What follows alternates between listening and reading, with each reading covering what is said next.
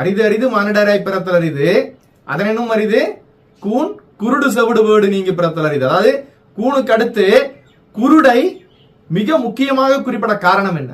அகத்தின் அழகு முகத்தில் தெரியும், அந்த முகத்தின் அழகு கூட கண்களில் மட்டும்தான் தெரியும். இந்த கண்கள் உலகத்தை மட்டும் வெளிச்சம் போட்டு காட்டாது, உங்களையும் வெளிச்சம் போட்டு காட்டும். நமக்கு என்ன பிரச்சனை அப்படின்னா, நம்முடைய கண்களை பார்ப்பதில்லை.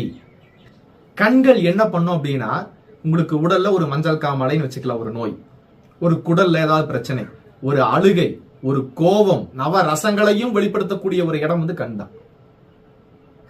இந்த பரதநாட்டியத்துல பார்த்திருக்கலாம்.